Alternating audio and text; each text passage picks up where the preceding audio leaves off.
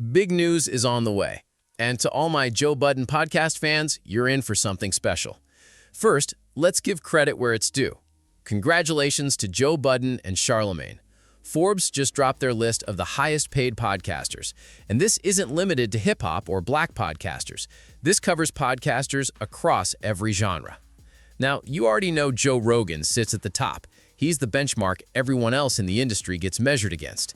If you're a podcaster yourself or thinking about becoming one, it's worth studying what Rogan has built.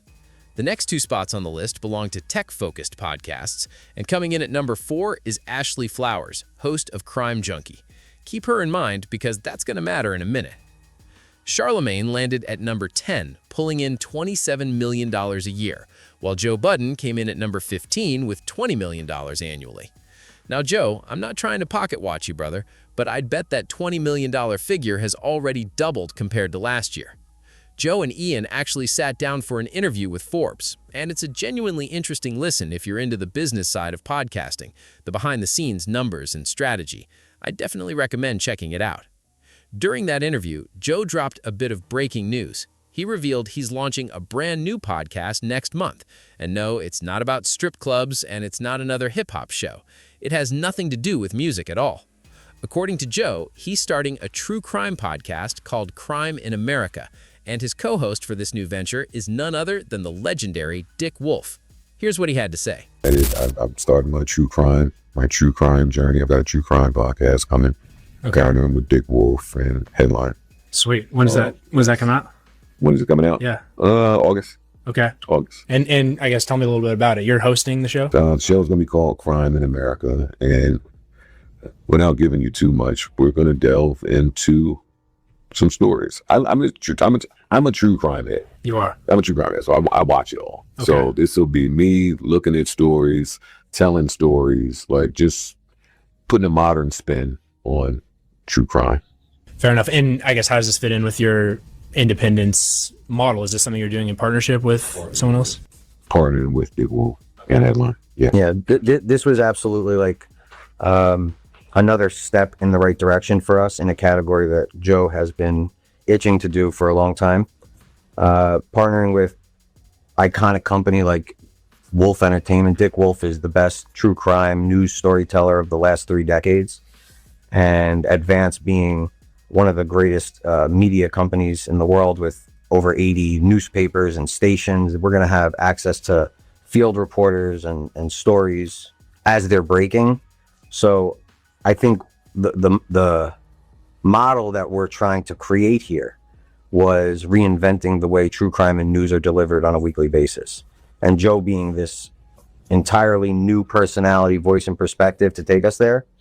I think the most important point that fans of Joe and us will appreciate is, no, we didn't just do a deal where we signed over the rights. We actually are owners in this franchise, and we did this in true partnership with Advance and Dick Wolf Entertainment, and are honored to do so. Yeah, honored to do so. Like the fact that He's a legend for sure. Yeah, I mean, and they've made the best true crime television in history, in my opinion. Shows I still watch today. And Joe and I are just hoping to be a part of, the new phase of that 2026 forward. If you've been following the Joe Budden podcast for a while, this move probably doesn't come as a surprise. Joe's a genuine true crime enthusiast. He's talked about his love for true crime shows on the podcast plenty of times, so it felt like only a matter of time before he found his way into that space. And honestly, this is a smart business move too. True crime podcasts consistently rank among the most popular shows out there. Just look at any top podcast chart and you'll see the genre dominating. So even though Joe and Ian frame this as more of a personal passion project during the interview, make no mistake, they know exactly what they're building. Right now, they've already got a strong hold on the hip-hop podcast space with the Joe Budden podcast. Joe's also dabbled in sports content alongside Ish, and there was previously a female-led podcast in the mix as well. On top of that, they've launched a platform for streamers and content creators, plus there's Podwives and the exclusive interviews available through Patreon. So it's pretty clear Joe and Ian are actively expanding into different lanes, testing what resonates outside of the flagship show.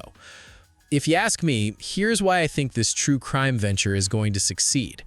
Joe knows, like with everything he puts his name on, a solid chunk of his fan base, even the ones who came for the music, are gonna tune in regardless.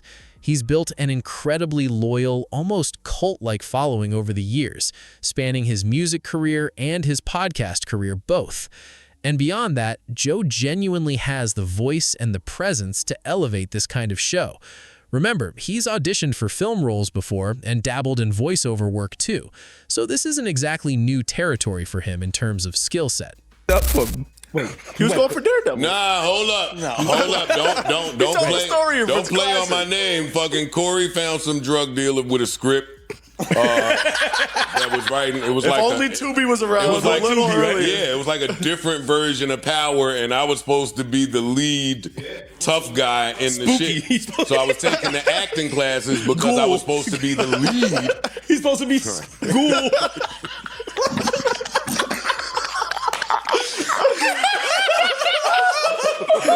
I'm gonna fuck you up, Amani.